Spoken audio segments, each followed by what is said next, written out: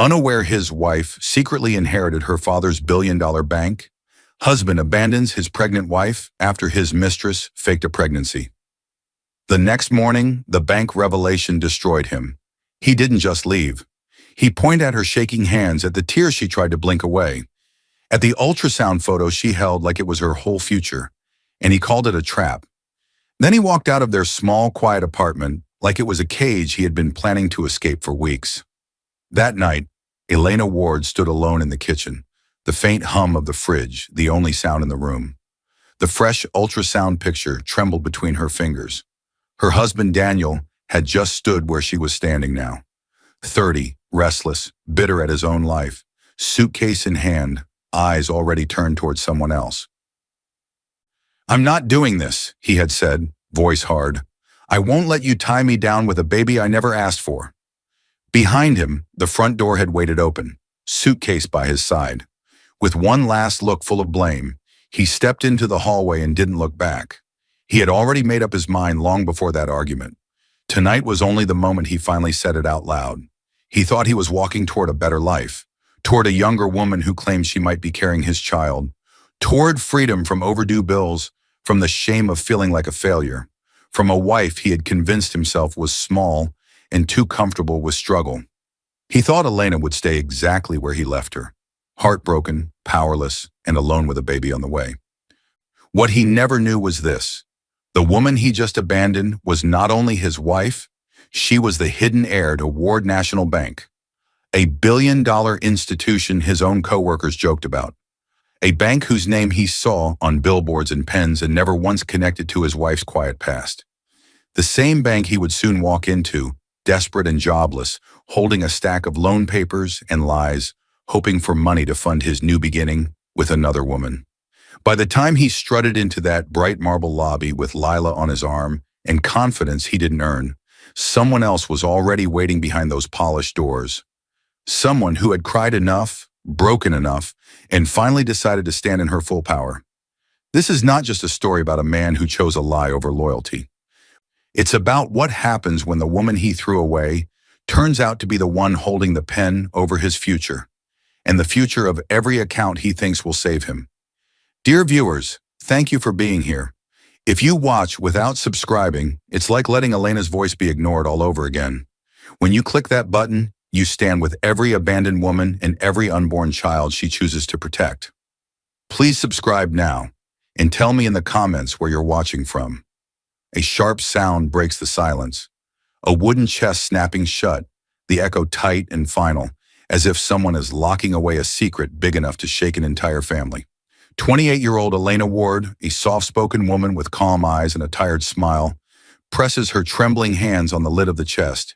She sits alone at a small desk in her dim bedroom, surrounded by papers that look older than she is. Legal seals, bank certificates, letters in fading ink. Her heart beats hard, as if the past inside these documents is still alive and watching her. Elena is not just any woman. She is the only child of Michael Ward Sr., the founder of Ward National Bank, a billion-dollar empire he built from almost nothing. In the city, the Ward name is on tall glass buildings, pens, and billboards. People talk about the Ward family like they are distant legends, but very few know the truth, that the quiet woman who lives in this modest apartment is the real heir. Her late father raised her to live humbly, to love deeply, and to never let money control her relationships. He refused to let her grow up spoiled by wealth, even when she was old enough to understand what he owned. He still made her take part-time jobs, taught her to cook simple meals, and made her take the bus instead of private cars. 2 years ago when he died, he left her everything: the bank shares, the voting power, the right to sit as chairwoman whenever she chose to step into that role. He trusted one lawyer, Grace Hale, to keep the documents safe until Elena was ready. In his final letter, written by his own shaky hand, he told her, "This bank will be yours one day, but never let money define your marriage." That message became her rule, her shield, and maybe, without her knowing, her weakness. Elena has spent years downplaying her background. She tells people her father ran a small financial office. She hides the inheritance papers at the bottom of this chest. She never wears the expensive jewelry left for her. Not even the gold ring her father gave her on her 21st birthday. She walks past Ward National Bank's main building like a stranger. To her, true love was supposed to grow from loyalty, not from money. Today, as she sorts through old letters and legal papers, she sees her father's handwriting again and feels time pull her backward. In her memory, the room brightens. Michael Ward Sr., in his 60s with gentle eyes and work-worn hands, sits beside her at the same desk. He places his rough hand over her younger, delicate one. "Elena," he whispers, "one day this bank will be yours. But promise me something. Don't choose a man who loves money. Choose a man who sees you." She remembers nodding. She remembers believing she would find that man. And she remembers exactly who she thought it was. The flashback fades as the bedroom door suddenly swings open.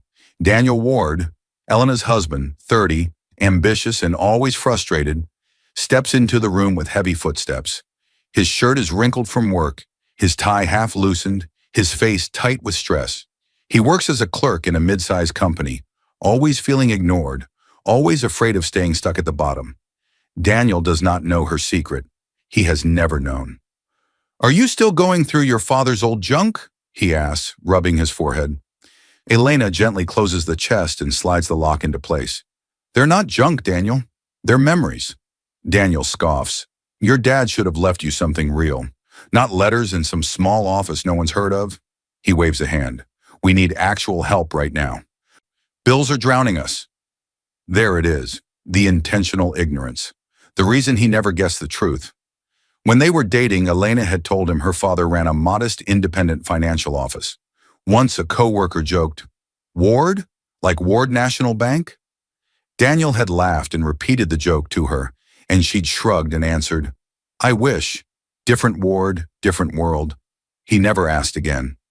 She stands and lays a gentle hand on his arm. "I know things are hard, Daniel, but we'll get through it." She offers comfort, not money, because revealing the inheritance now, revealing everything, would feel like breaking the promise she made to her father. She wants Daniel to love her for who she is, not what she owns. But Daniel pulls his arm away. "I'm tired of struggling. I'm tired of feeling like a nobody. Everything is on my shoulders and you want me to just get through it." He leaves the room before she can respond, his footsteps echoing down the hallway like warnings she refuses to hear. Elena exhales slowly, her body heavy with secrets. Her phone buzzes quietly. On the screen appears Rena Lopez, 29, her best friend since childhood, and now an accountant in the same company where Daniel works. Bold, protective, and always 2 steps ahead, Rena has seen more of Daniel's work self than Elena has recently. Elena steps out of the bedroom and answers in a whisper. "Hi, Rena." Rena doesn't waste time. "Did you decide what to do with your inheritance yet? Grace told me your father's papers are still untouched. You can't hide it forever." Elena glances toward the hallway, making sure Daniel's out of earshot. "Not yet," she whispers. "He's not ready to know." Rena exhales sharply. "Elena, keeping this secret is going to come back around, and not in a good way." Elena's eyes drop to her stomach, though no one knows the truth yet. Not Rena, not even Daniel. She presses her palm over it softly, almost protectively. "I know," she says quietly. "I just need a little more time." Rena pauses, her tone shifting. "Elena, something feels off. Daniel's been acting strange at work, more closed off, more annoyed. He's been staying late even when there's no overtime." Elena tenses. "Strange how?" Before Rena can answer, a loud thud echoes from the living room. Daniel dropping something heavy on the table, maybe his briefcase, maybe another stack of unpaid bills. A chill crawls up Elena's spine. Rena whispers through the phone, "Elena, you need to be careful. Something is coming." A tight whisper in Elena's mind as she slides the wooden chest back under the bed. What could Daniel be hiding? And why does it already feel dangerous? Daniel slams his hand against his cluttered desk so hard that pens jump and papers flutter to the floor. His 30-year-old face is tight with frustration, his jaw clenched until a muscle jumps beneath his skin. Around him, co-workers lift their heads, startled. From the outside, he looks like a man drowning in his own life. This is Daniel's world. A small, noisy, open-plan office full of ringing phones, clicking keyboards, and people pretending they're happy with their paychecks. Daniel is a clerk in the accounts department, underpaid, overlooked, and tired of feeling stuck. The weight of unpaid bills, a failing car, and the fear of becoming a father he doesn't feel ready to be presses on his chest. He feels small, and he hates it. At the next desk, Tyler Hale, 32, spins slowly in his chair. Tyler calls himself a problem fixer, but in truth, he is the kind of man who lives fast, talks fast, and always has a shortcut that looks good at first and burns later. On the other side sits Evan Morris, 29, timid and easily influenced, always watching, rarely speaking. "Rough morning already?" Tyler asks with a smirk. Daniel rubs his forehead. "Everything's falling apart. Rent, bills, the car. I can't keep doing this, man." Tyler leans back, folding his arms behind his head like life is easy. "You don't need to keep doing this. You need better options, real options." Daniel scoffs. "Easy for you to say. You don't have a landlord breathing down your neck." Tyler's smirk widens. "Who said I'm talking about 9-to-5 options?" Before Daniel can respond, the break room door swings open. That's when Lila Moreno walks in. She's 27, polished, confident, with dark curls and eyes that seem to find a person's weak spot in seconds. She's not a coworker. She sometimes does consulting for Tyler's side projects, the kind he never explains in detail. Lila is the type of woman who understands power, attention, and how to use both. She steps into the office like she owns the air. "This is her," Tyler announces proudly. "Lila, the friend I told you about, the one who helps people fix their lives." Evan shifts nervously and pretends to focus on his screen. Daniel stares, confused but curious. Lila gives Daniel a soft smile, warm in a way that feels too intense for a first meeting. "Tyler says you're going through a lot. I help people find better paths, ways to stop feeling stuck." Daniel laughs bitterly. "Unless you've got a stack of cash hidden in your purse, I doubt you can help me." Lila's eyes glimmer. "Not cash, opportunities." Her voice is low, smooth, careful, and Daniel doesn't look away, to avoid the question of why would Daniel fall for her so easily? The story shows exactly what is twisting inside him. Years of living in a small apartment while seeing richer clients every day. Years of feeling like Elena deserved more than he could give, even though she never asked. Years of pride turning into shame every time he looked at unpaid bills. He tells himself that Elena is too calm about their struggles, that she doesn't understand the pressure on him. He doesn't see her quiet strength. He only sees his own fear. Earlier that day, Elena had stopped by the office with a small container of homemade food. She'd waited in the lobby for 10 minutes until Tyler called Daniel down. When he saw her, Daniel had felt two emotions at once: love and embarrassment. "Hey," she had said gently, offering him the food. "I thought you might not have eaten." He'd glanced over his shoulder, seen Tyler and Evan watching from the glass doors, and his pride had flared. "I don't want to look like a kid whose wife has to feed him," he'd snapped. "Just go home. I'm busy." He hadn't meant it to sound cruel, but Elena had walked away hurt anyway. Now in the echo of that moment, Lila steps into the empty space he created. She leans against Tyler's desk, her attention fixed on Daniel. "Sometimes," she says, "men give everything to women who don't really see what they're carrying. They stay small for them." Daniel's eyes flicker. Hurt, insecurity, wounded pride, all mixing. Tyler grins. "You two should talk after work. Lila's helped guys out of tighter spots than yours." Evan shifts again, uneasy, but says nothing. Lila takes a step closer, resting a light hand on Daniel's arm. "You deserve to feel important, Daniel, not trapped." This time he doesn't pull away. He doesn't realize that at this exact moment, without saying a single cruel word to Elena, he has taken the first step away from her. Daniel's phone vibrates on his desk. He glances down. "Elena, are you okay? You left so quickly this morning." He turns the phone face down so no one can see the screen, especially Lila. But Lila notices anyway. She notices the way his hand tightens, the way his eyes cloud for a second.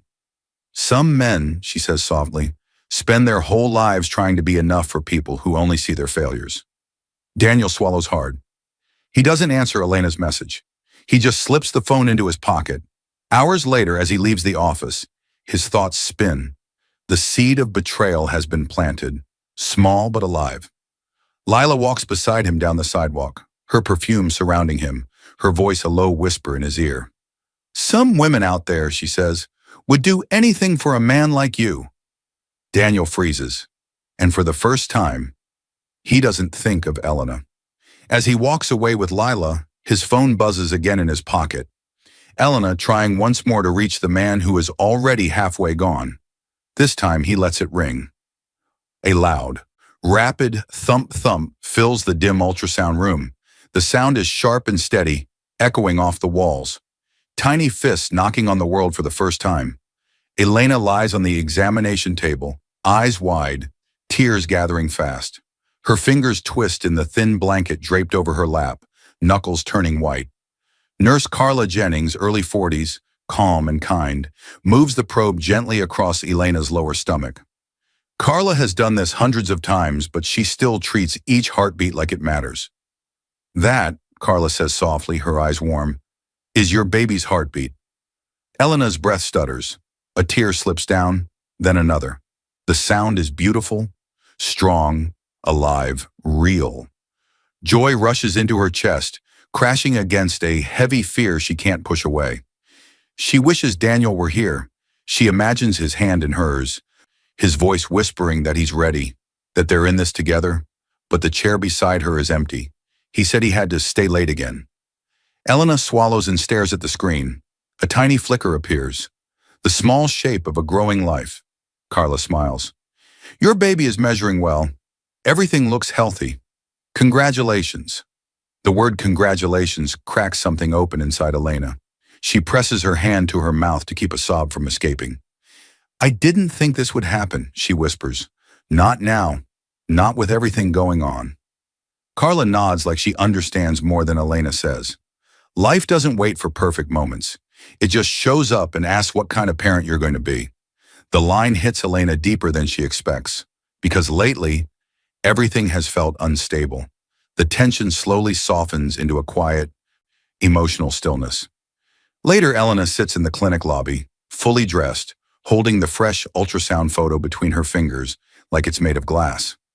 The world moves around her, people talking, doors opening and closing, but she feels outside of it all. She stares at the small shape printed on the glossy paper. Tiny, fragile, innocent. A little life that has done nothing but exist. Her thoughts drift back to her childhood, sitting on her father's shoulders as he walked through a park, listening as he talked about leadership, responsibility, and love. He used to say, the best thing a parent leaves behind is not money, Elena. It's love. Money can be taken. Love, never. Elena traces the edge of the ultrasound photo with her thumb. You'll have all the love in the world, she whispers to the picture. I promise. She thinks of Daniel, how his eyes have started to avoid hers, how his answers have become shorter, how he snaps over small things like food and phone calls. But she believes, deep down, that the news of their baby will bring him back to her, that when he sees the photo, hears the heartbeat, everything will shift. He has to remember who they are together. He has to. With hopeful, shaking hands, she pulls out her phone. She types, I have wonderful news. Can we talk tonight? She stares at the screen, waiting. A minute, then 2, then 5. Finally, his reply appears. Daniel. Busy. Maybe later. The words hit her like cold water. No question, no curiosity, no warmth, just distance. From across the lobby, Carla watches Elena's shoulders sag. She walks over quietly, sitting next to her. Everything okay? Carla asks gently. Elena forces a small smile. Yes, he's just busy with work. But inside, a cold worry spreads. Because this isn't the Daniel she first fell in love with. This is someone who is slipping away before their child is even born. She folds the ultrasound photo carefully, places it in her purse, and stands up, resting a protective hand over her stomach. As Elena walks toward the exit, Carla calls after her, Take care of yourself, Elena, and take care of that little heartbeat. Elena nods, but her eyes reveal the truth. Something is wrong, and she feels it. As she steps outside, her phone buzzes again. Not from Daniel, but from Rena. A new message appears on the screen. We need to talk about Daniel. Something's not right. A few weeks have passed since Lila first walked into Daniel's office life. Late-night messages, secret coffees, and one reckless night in her apartment have crossed every line he once thought he'd never cross. Now, as Daniel steps out of the office building after another long day, Lila grabs his wrist on the sidewalk with surprising force. Her eyes are wide, her breathing fast, as if she's been replaying one sentence in her mind all afternoon. "Daniel, please," she says, voice shaking just enough to sound believable. "Come with me. Now." Daniel's heart jumps. Lila is usually smooth, flirtatious, in control. Today she looks panicked, urgent, scared. He follows before his brain catches up. They reach a small medical clinic a few blocks away.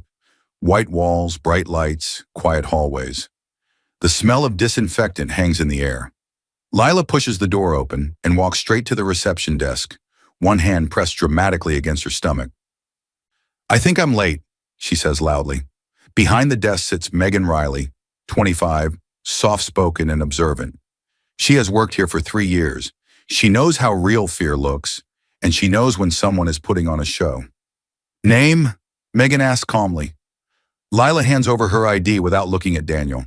Her shoulders are tense, but her eyes are sharp, constantly checking his reaction. Daniel stands frozen behind her. His mind races. Bills. Rent. The ultrasound Elena showed him earlier that week in his imagination. Though she hasn't yet, the pressure he already feels. Not more responsibility. Not another life depending on me. "Daniel," Lila says softly, turning toward him, hands still on her stomach. "I didn't want to scare you, but I think I'm pregnant." The words hit him like a punch to the chest. "Pregnant?" he stammers. "Are you sure? I mean, how do you know?" Lila lowers her eyes, playing the part perfectly. "Because I know my body. I'm never late like this. You know what that means." The truth. She is not late. Her app shows her cycle is perfectly normal. But Daniel doesn't know that. Megan hands Lila a clipboard. "Please fill this out. We'll do a test and speak with you." Lila nods, taking the form with trembling fingers that are only half fake.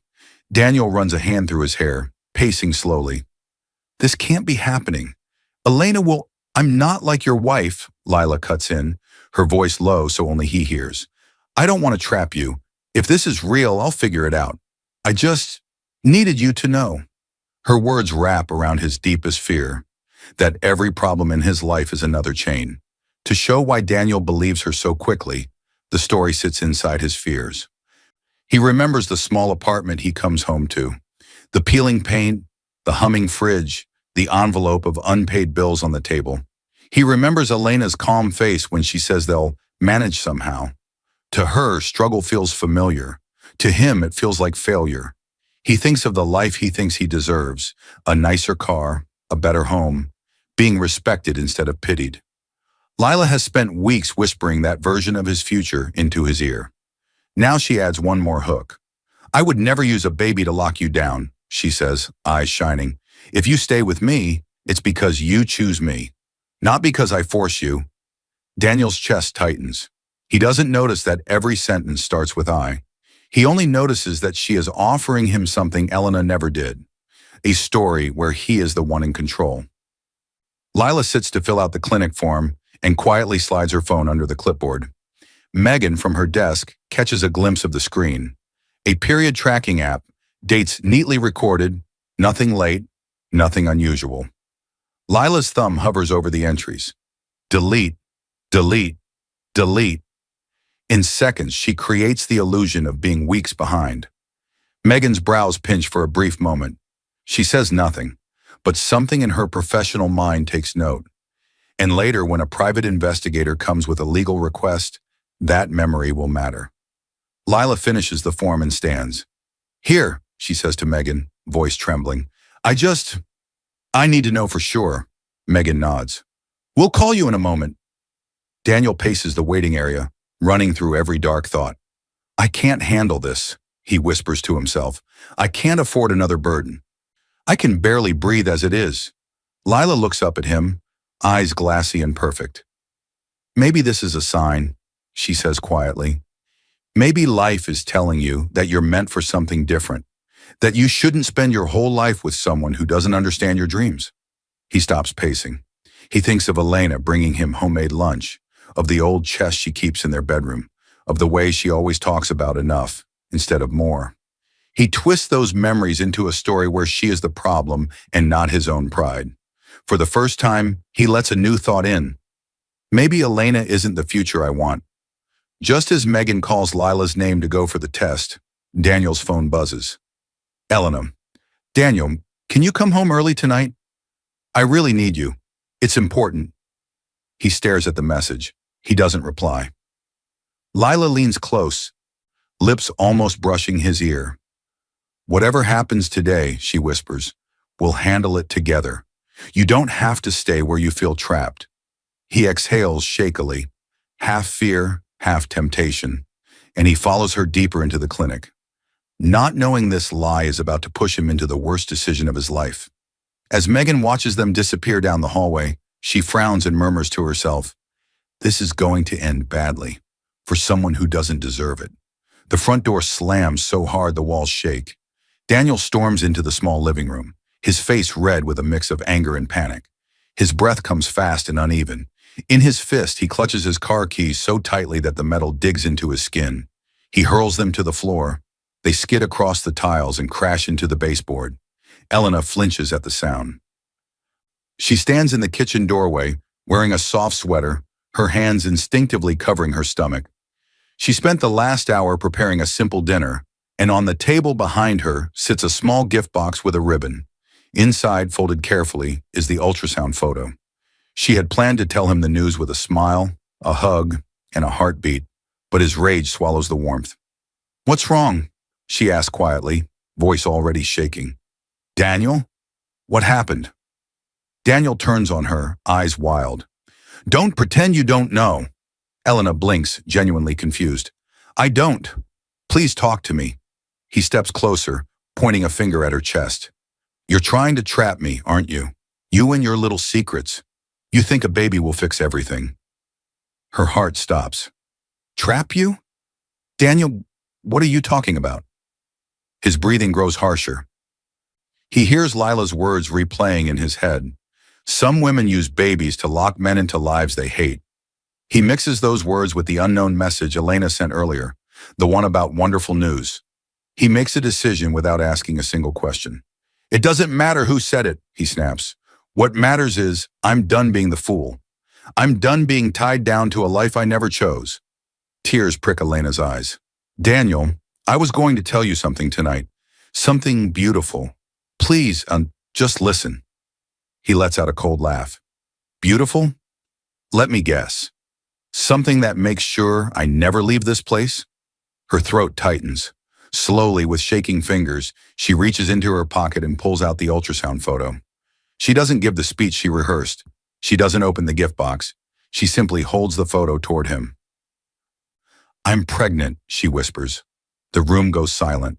Daniel stares at the photo, at the tiny shape, the black and white image of the child he helped create. For a brief second, something soft flashes in his eyes. Then fear crushes it. Not joy, not love. Fear. Elena watches him, waiting for anything. A smile, a tear, a word of comfort. Instead, Daniel takes a step back, as if she just handed him a threat. I knew it, he mutters. You're just like everyone warned me, trying to lock me in. Her voice breaks. Daniel, no. I didn't trap you. I only found out today. I was happy. I wanted to share this with you. He shakes his head, words tumbling out fast. I can't do this. I can't be chained to a kid. I'm already drowning, Elena. I can't breathe in this life, and now you want me to pretend I'm excited? Tears spill down her cheeks. You're the father. This is our child. Please, don't talk like this. I don't want this, he says. Almost everything inside her breaks at once. Her mind pulls her into a sudden flashback. She is younger, sitting on a porch swing beside her father. The evening sky is orange, the air gentle. Michael Ward Sr. looks tired from work but peaceful. Choose a man who sees your worth before the world does, he tells her. Some men will only value what they can take. Your time, your energy, your loyalty. Don't give them your future too. Back then she smiled and said, I will. Now as she looks at Daniel, the man she chose, she sees the warning made real. Daniel marches to the closet and yanks out a suitcase. Elena stares, stunned, as he throws clothes into it in rough handfuls. Daniel, please, she sobs. Don't leave like this. We can talk. We can get help. We can figure out the money. I'll go back to work full time. There's nothing to fix, he says flatly. I don't want this life. I don't want this baby. I'm done. He zips the suitcase shut. Elena reaches for his arm with trembling hands. Don't walk out on your child. Even if you're angry with me, he jerks away. You'll be fine. You always are. You have your quiet little world. Keep it. The front door swings open. Standing there is Mrs. Havers, their landlord, early 60s, carrying a basket of folded towels. She had been about to knock, but the sound of shouting froze her in place. Daniel, she asked softly, what's going on? Are you leaving? He doesn't even look at her. I'm done, he says, pushing past. I won't be back. His footsteps echo down the hallway. Mrs. Havers turns to Elena, shocked. He said he won't be back, she whispers, almost as if she doesn't believe it herself. The words bounce around Elena's mind like broken glass. Won't be back, won't be back, won't be back. Her knees give out, and she collapses into the nearest chair, clutching the ultrasound photo to her chest. Silent sobs shake her whole body as the home she built with him feels suddenly hollow. Mrs. Havers sets the towel basket down and kneels beside her. Child, she says gently, laying a comforting hand on her shoulder, you can't carry this alone. Your father trusted a good lawyer, remember? That woman who came to the funeral? Grace? You need to talk to someone like that. Someone who knows your worth. Elena swallows hard, tears blurring her vision. For the first time since Daniel walked out, the name Grace Hale feels less like a distant contact and more like a lifeline. As the apartment falls quiet, the ultrasound photo rests on the table beside Elena's phone. And on the screen, an unread message from Rena waits. Call me as soon as you can. It's about Daniel. The heavy glass door of the law office swings inward as Elena pushes it with more force than she intended. Her breath is uneven. Her eyes are swollen and red. One hand grips the ultrasound photo so tightly the edges are bent. The other clutches her small handbag like it's the only thing holding her together. Her world has just split in two, before Daniel walked out and after. A receptionist looks up in surprise, then softens. Mrs. Ward, Ms. Hale is expecting you. You can go right in. Elena nods silently and walks down the quiet hallway. Every step echoes like a reminder. He left. He really left. She reaches the office door marked, Grace Hale, Family Law and Estate. She knocks once, then opens it. Inside, attorney Grace Hale, mid-40s, sits behind a large oak desk. She has calm eyes, a quiet strength in the way she holds herself, and an air of someone used to carrying other people's storms without being overwhelmed by them. Elena, Grace says softly, standing. Come in. Sit down. As soon as Elena lowers herself into the chair, the dam breaks. Her shoulders shake, tears spilling fast. She covers her mouth to keep from sobbing too loudly. Grace doesn't rush her. She waits, hands folded, letting Elena breathe and break at her own pace. When Elena finally manages to speak, her words come out in fragments. He left, she whispers. Daniel packed a suitcase and walked out. He said he won't come back. He said he doesn't want the baby. She opens her hand and places the wrinkled ultrasound photo on Grace's desk. Grace looks at it for a moment, her expression softening, then lifts her eyes back to Elena. I am so sorry, she says quietly. No one deserves that, especially not while carrying a child. Elena wipes her tears with the back of her hand. I thought he loved me. I thought we were just going through a hard time. Grace leans forward slightly. Elena, I need to ask you something important, and I want you to answer with your heart, not your hope. Elena swallows. Do you truly want this man involved in your child's future? The question slices through the room. Elena closes her eyes. She sees Daniel's face. Not the man who once held her hand in crowded buses and laughed with her on cheap date nights, but the man who called their baby a trap and walked out without looking back. Her voice is small but steady. "No," she says. "I don't." Grace nods like she expected that answer. Grace stands and walks to a tall metal file cabinet in the corner. She unlocks it, slides open a drawer, and reaches inside to pull out a thick, sealed folder tied with a ribbon. She carries it back to the desk and sets it gently in front of Elena. "This," Grace says, "is something your father asked me to keep safe for you." Elena's breath catches. "My father?" Grace nods. 2 years ago, before he passed, Michael came to see me. He knew his health was failing.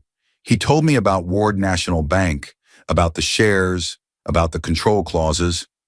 He also told me one more thing, that he didn't want the world to know who his heir was until you were ready. Tears rise again in Elena's eyes, but this time they're mixed with something else. A deep ache for the man she lost. "Why didn't you tell me earlier?" she whispers. Grace's gaze is gentle but firm. "Because your father gave me clear instructions. He said I was to reveal the full extent of your inheritance only if one of two things happened. You chose to take your place at the bank, or you came to me because someone threatened your future." She pauses, letting the weight of that sink in. "When you called me last night," Grace continues, "and I heard your voice break, I knew the moment he was afraid of had arrived." Elena looks down at the folder. Her hands shake as she reaches for the ribbon. Grace unties the ribbon and opens the folder. Inside, neatly arranged, are legal documents, bank contracts, share certificates, and letters with Michael's familiar handwriting. Each page is a piece of a life she's tried to pretend she didn't have. Grace turns the first page toward Elena and taps it lightly. "Your father left you majority control of Ward National Bank," she explains. "Not just shares, not just a small percentage, majority. On paper and legal terms, you are the controlling owner. The board has been honoring his request to keep your identity private. The CEO manages daily operations, but you hold the real power." Elena stares, stunned. "I own it?" "You are it," Grace says softly. "Daniel doesn't know who he walked away from. He left a woman he thought was powerless. He doesn't realize he left the chairwoman of the bank he is about to need." Elena's heart pounds. For a moment, everything tilts. She sees herself not as the abandoned wife, but as someone her father trusted with an entire legacy.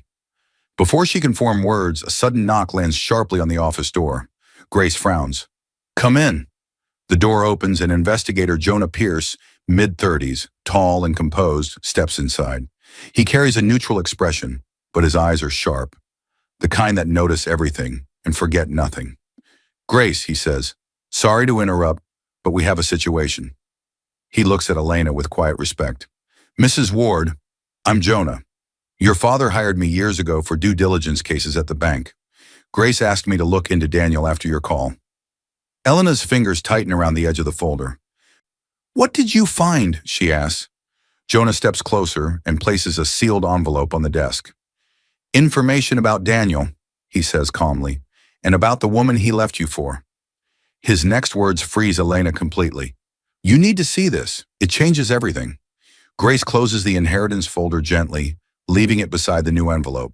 Two parts of Elena's life, her past and her present, now sit side by side, waiting to be opened. Investigator Jonah Pierce drops the thick envelope onto Grace's desk. The sound is sharp, making Elena flinch. Grace sits beside her now, not across from her, a quiet sign that she is on Elena's side. "Elena," Jonah says, his voice steady, "what I'm about to show you will hurt, but knowing the truth will help you make clean decisions." Elena nods, though her hands are shaking. "I want to know." Jonah slides the envelope toward her. She opens it, pulling out a stack of printed screenshots. The first page is full of message bubbles. At the top, Lila Moreno. Underneath, Daniel Ward. Elena reads slowly, Lila. "You deserve better than a life of struggle. You shouldn't be stuck with someone who holds you back. Daniel. I feel trapped. She doesn't understand what I want. You do." Lila. "I would never trap you. I'd give you freedom, not chains." Elena's chest tightens. Her eyes blur, but she forces herself to read.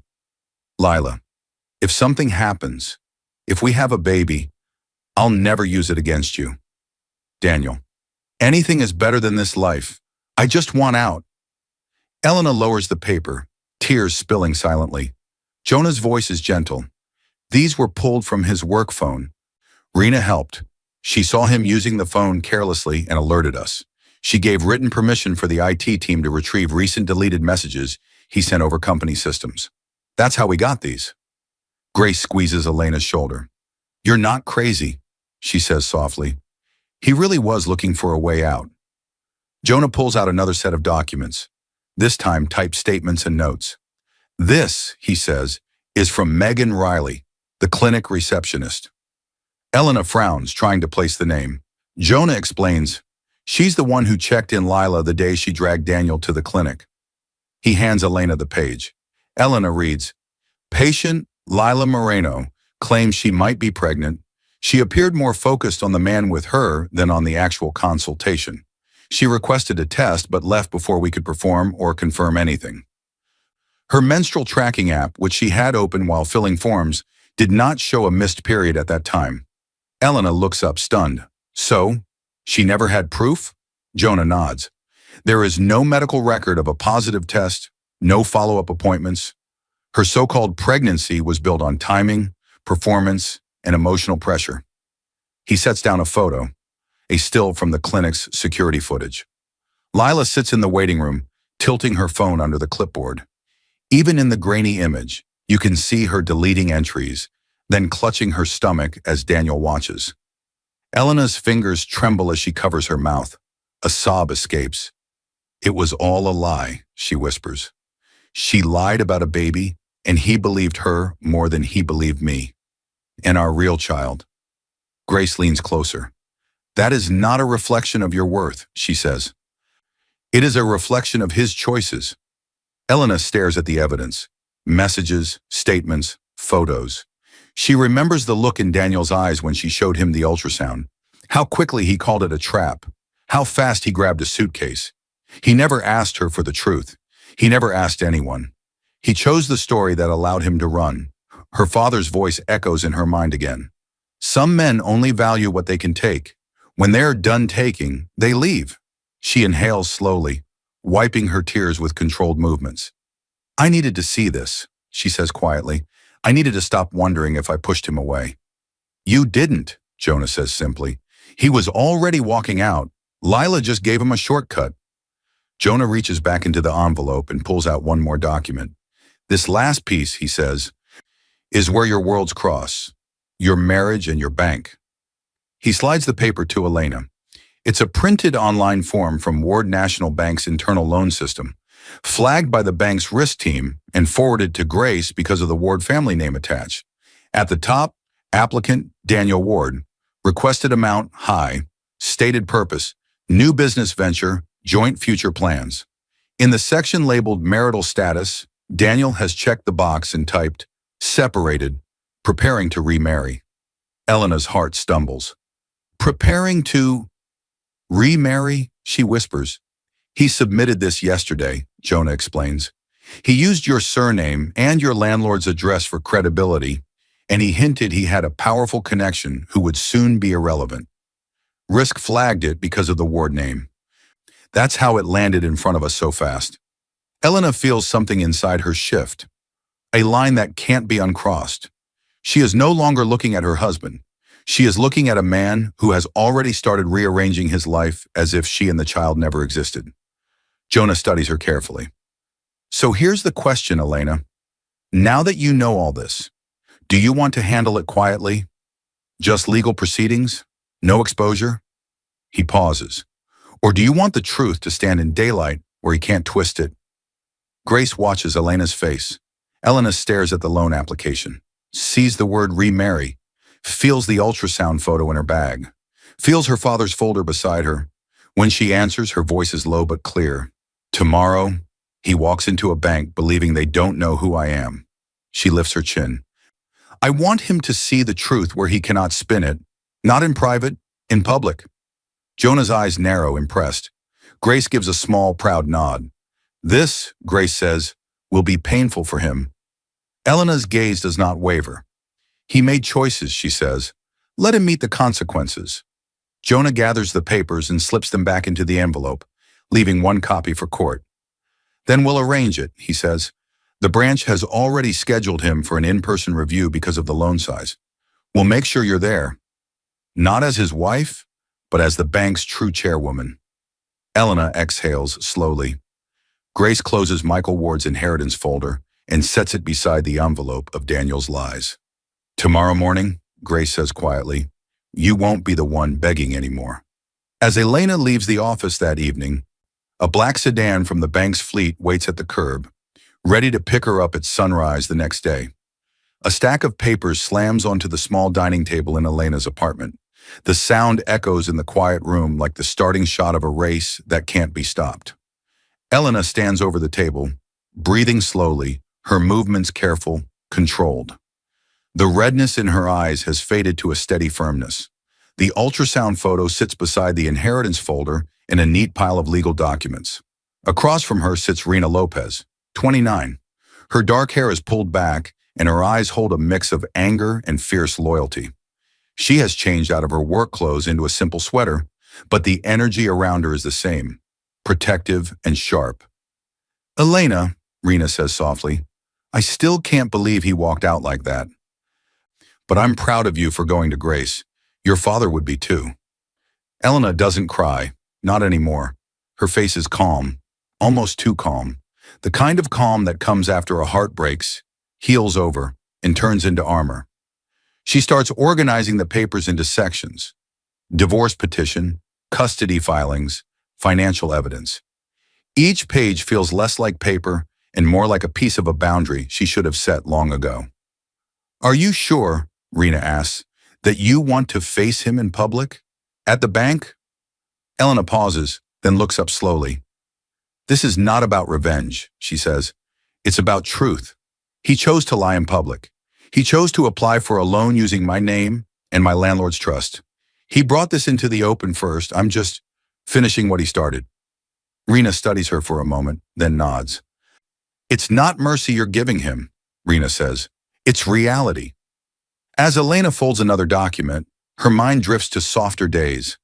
Evenings when she and Daniel dreamed about a little cafe of their own. Mornings when he woke her with coffee and jokes. Nights when money was tight, but they held each other like that made them rich. She remembers the promise rings, the whispered vows, the way he used to say, we'll make it even if we start from nothing. She wonders when we turned into I for him. She remembers his face when she told him about the baby, the anger, the fear, the accusation. She remembers him calling their child a trap and walking out anyway. Her father's warning runs through her mind again like a quiet line of truth. Choose a man who sees your worth before the world does. She thought she had. She was wrong. Now, she isn't just a wife. She's a mother. She's an heir. She's a woman finally willing to step into the power she never wanted to use. Rena places a hand over Elena's. You don't deserve what he did, Rena says, and he doesn't deserve to keep living like he's the victim. Elena nods once. He won't. Rena leans back in her chair, folding her arms. Does he still have no idea about the bank? About what you really own? Elena closes the folder and slides it into a sleek leather envelope from Grace's office. The motion is slow, deliberate, like sealing a door that will not reopen. No, Elena says quietly. To him, I'm still the woman from the small financial office family. Tomorrow he meets the truth. Rena lets out a low whistle. He's walking into that bank thinking they'll save him. Tomorrow, Elena replies, he learns that the person he abandoned is the one reviewing his future. She stands, gathering the documents, and places them in her bag. In the corner of the room, the lamp casts her shadow against the wall.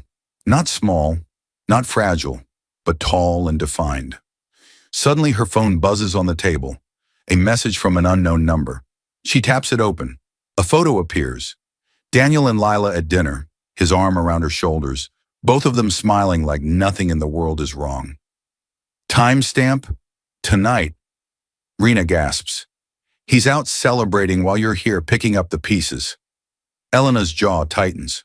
Her eyes harden. No, she says softly. I'm not picking up pieces. I'm building something new. She looks at the photo one last time, then locks her phone. Tomorrow morning, she whispers, more to herself than to anyone else, he will lose everything he thought he could use to erase us. Outside the apartment window, headlights flash. The black bank car waiting beneath the streetlight, ready to drive Elena to Ward National Bank at sunrise. Daniel Ward pushes open the glass doors of Ward National Bank's main branch with a kind of confidence he hasn't felt in weeks. He pulls Lila's hand as they walk in together. His chin is lifted, his chest puffed out. He clutches a folder of loan documents, printouts, and plans, the blueprint of the new life he believes he deserves. Lila walks beside him in a new dress he helped pay for with borrowed money. She smiles, but her fingers tap against her purse nervously. She likes the idea of this future, but deep down she knows it depends on one thing: the bank saying yes. The lobby is wide and bright, with polished floors, quiet conversations, and the soft hum of printers and counting machines. People stand in elegant lines talking softly.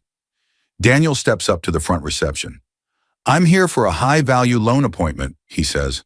I submitted everything last night. They said a senior officer would review it. The banker behind the desk, Colin Rivers, late 20s, checks his screen. His expression shifts almost invisibly when he sees the name. Yes, Mr. Ward, Colin says. Your request is marked as high risk due to the amount and your current employment status. Our protocol is that the chairwoman personally reviews cases that touch the Ward family name. Daniel snorts. Chairwoman? Fine. Whoever she is, she'll see I'm serious. I've got plans now. He glances at Lila, as if expecting her to glow with pride. She forces a smile. Two security officers, both tall, both in dark suits, step a bit closer, not aggressive, but alert. Please wait here, sir, one of them says. The chairwoman has already been notified. Daniel frowns. Is all this really necessary? I'm not asking for charity. I'm offering a solid business plan. Colin's voice stays polite. Of course, sir. It's just procedure. Before Daniel can respond, another voice cuts in from behind him, clipped and annoyed. Procedure? He used our company name as leverage for this loan. Daniel stiffens and turns.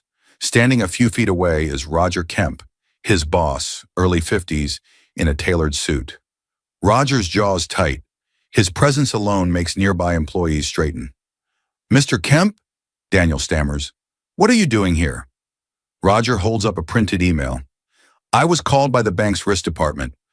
You tried to present your employment and our company as financial backing for a personal loan of this size without authorization. That is a serious breach. Daniel's face drains of color. I just mentioned I was valued at the company. You lied, Roger says flatly. We'll deal with this after your appointment with the chairwoman. The air thickens. People nearby fall silent, sensing something heavy unfolding. Then the double doors at the far end of the lobby open. Everyone turns. Walking through those doors is Elena Ward. She is dressed in a fitted, simple suit with no flashy jewelry, her hair pulled back neatly. But there is something different about her now. A quiet authority in each step, a calmness that doesn't beg or bend. The slight swell of her pregnancy is visible beneath the jacket, but it doesn't make her look vulnerable. It makes her look unshakable. Colin straightens. Madam Chairwoman. Security steps respectfully aside. Staff lower their gazes. Even Roger shifts to give her room. Daniel's mouth falls open.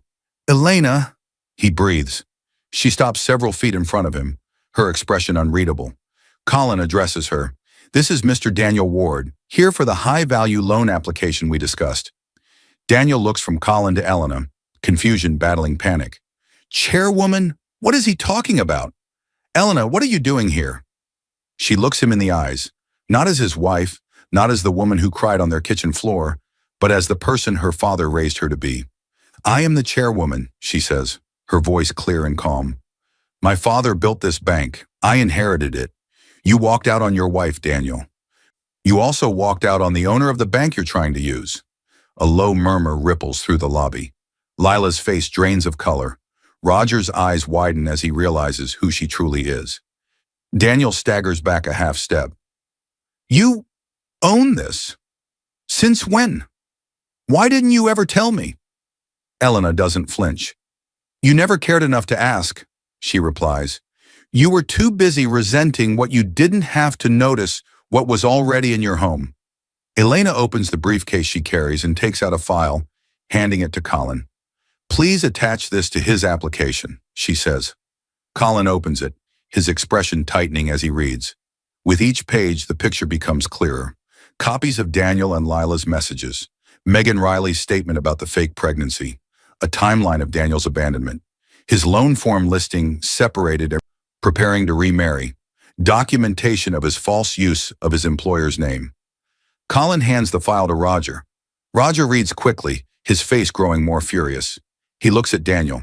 You used company email, company time, and my name to forge credibility for this loan? He says. You lied about your position and stability. Daniel lifts his hands helplessly. I just needed a way out. I was going to pay it back. You're done, Roger cuts in. You're terminated, effective immediately. HR will send your formal notice by email. The words land like a hammer. Lila slowly edges away from Daniel, her posture changing. She looks at Elena, then at the security officers. I didn't know it was her, she mutters under her breath. You thought you could pretend to be pregnant and walk into a new life on someone else's name, Elena says calmly. You miscalculated. Lila glares at Daniel. You told me she was just some broke girl with a dead dad and no options. You made me believe you were trapped. She steps back. I'm not going down with you, she says, voice cold. I don't date unemployed men with no future. She turns and walks out through the glass doors, heels clicking, not once looking back. Daniel watches her leave, panic rising in his throat. He lunges toward Elena. Please, he begs, voice cracking. Elena, I'm sorry, I didn't know. If I had known, her eyes flash. If you had known I was rich, she says softly, you'd have treated me better. You'd have stayed. That doesn't sound like love, Daniel. That sounds like greed. The entire lobby is quiet. Security steps in closer, but they don't touch him yet. Daniel's shoulders collapse.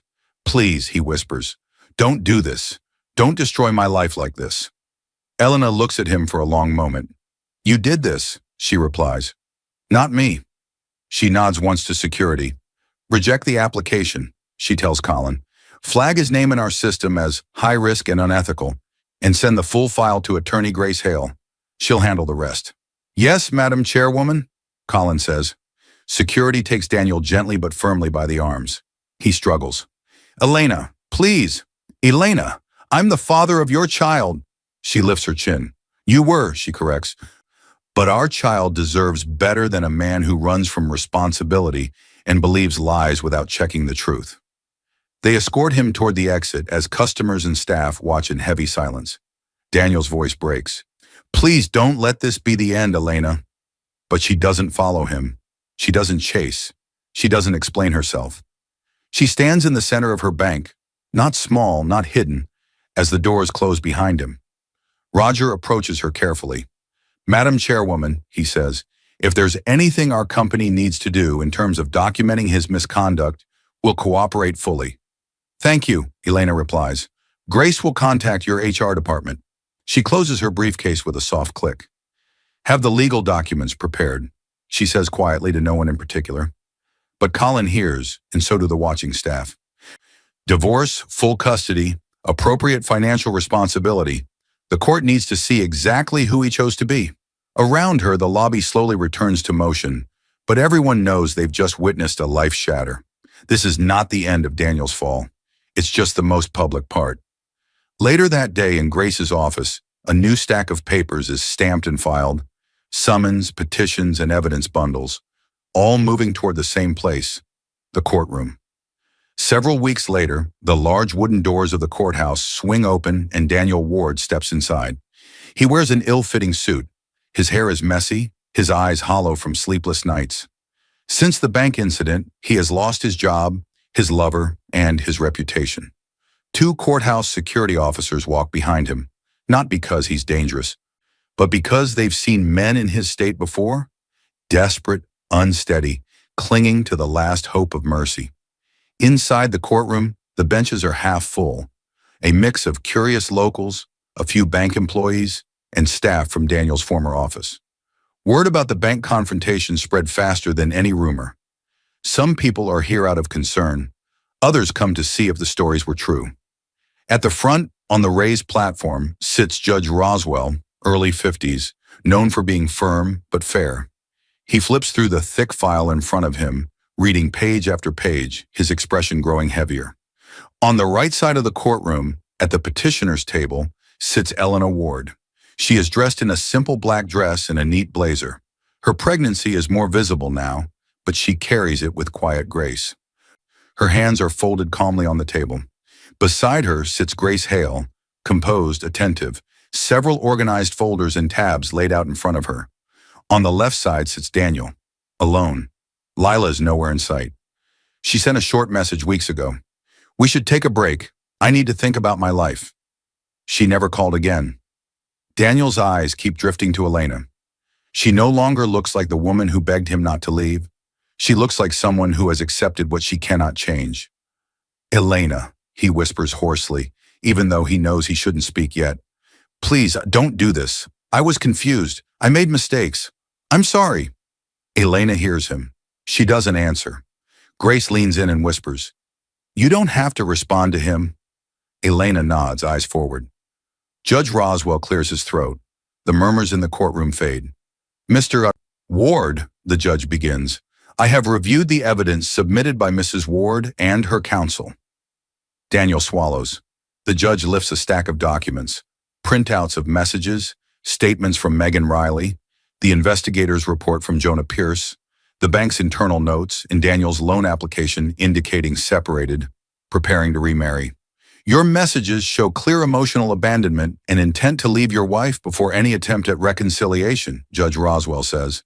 "You left your pregnant spouse, refused responsibility, and attempted to begin a new life based on a false pregnancy claim from another woman." Daniel grips the edge of his table. "Your Honor, I didn't know she was lying about the pregnancy." "That," the judge interrupts, "is precisely the issue. You did not know because you did not care to know. You never verified her claim. You did not ask your wife for clarity. You simply chose the path that allowed you to escape." The words slice through whatever excuses Daniel had left. Judge Roswell continues, flipping to another section.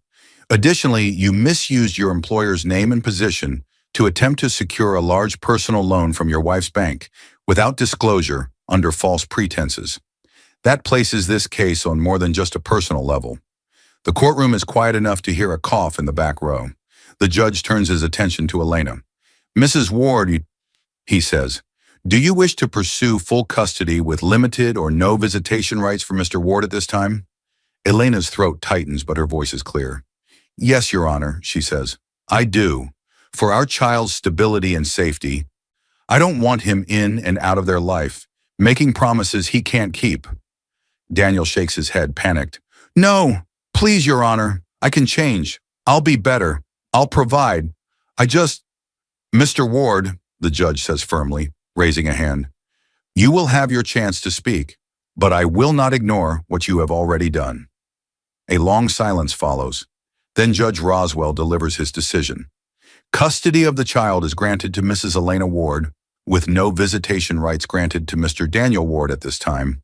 Mr. Ward may petition in the future only if he can demonstrate consistent responsibility, emotional stability, and genuine change, which will be reviewed carefully by this court. Daniel's shoulders slump. "Furthermore," the judge continues, "the divorce is granted, and due to your actions, abandonment, deceit, and attempted financial manipulation, you are ordered to pay financial support. The specific amount will be calculated based on your remaining earning capacity and assets, such as they are." He slams the gavel once. "Court is adjourned." The sound is final. Daniel sinks into his chair, trembling. The room begins to empty. People stand, chatter, and drift toward the doors, leaving him in the wreckage of the life he tried to rebuild on lies. Elena stands slowly. Grace starts gathering the documents, slipping them neatly into her briefcase. Daniel forces himself to stand and stumbles toward Elena. "Elena, please," he begs, voice raw. "Please don't take everything from me. I know I was wrong. I know I hurt you. I know I failed. Just don't let this be it. She turns to face him. Her eyes are not cruel. They are calm, tired, done. I didn't take anything from you, Daniel, she says softly. You gave it away, piece by piece. Every time you chose a lie over the truth, every time you walked further from our home, every time you believed someone else instead of talking to me. Tears stream down his face. He drops to his knees right there on the worn wooden floor. I'm begging you, he says. Please forgive me. Please let me see our child. Please. Elena's eyes shine with tears, but they don't fall. For our child, she says, I choose peace. They deserve a life without chaos, broken promises, or watching me get hurt over and over again. She pauses, her voice barely more than a whisper. For myself, she continues, I choose to walk away. She steps past him. As she moves toward the courtroom doors, security keeps an eye on Daniel, making sure he doesn't follow. The final image inside that room is Daniel Ward, the man who thought he could trade his wife for a better life, now kneeling alone, broken, with no one left to speak for him. Outside, the sunlight spills across the courthouse steps. The air feels lighter than it has in months. Elena walks down slowly, one hand resting on the side rail, the other cradling her stomach. Grace and Rena wait at the bottom, eyes full of quiet pride. Rena rushes up and hugs her gently. It's over, she whispers. You did it. Grace nods. You protected yourself and your child. Elena looks up at the sky for a moment, letting the warmth touch her face. She thinks of her father's voice, his hands, his laugh, of the chest of documents she once hid in a dim bedroom, of the bank lobby where she finally stood in her full identity. She places her hand over her stomach. To my child, she whispers, you will never grow up thinking it's normal to be treated as less. You will know love. You will know safety. You will know that we are enough. The wind moves gently through her hair. For the first time in a long time, she breathes without feeling like something is pressing on her chest. She is free. She is powerful. She is enough. As Elena turns toward the waiting car, Jonah Pierce steps forward from the side, holding a small sealed envelope. Elena, he says quietly, there's one more thing. It's about Daniel's future, and what happens if he keeps trying to play games with money he doesn't have. Elena takes the envelope, her eyes calm. Whatever it is, she says, let it come. I'm ready now. She turns, steps into the car, and the door closes softly. The story doesn't end with Daniel's destruction. It ends with Elena's decision to live fully, for herself and for the life growing inside her. I hope you enjoyed watching it as much as I enjoy creating it. Like, share, and comment on the lessons you've learned. Let me know where you're watching from in the comments below. See you in my next video.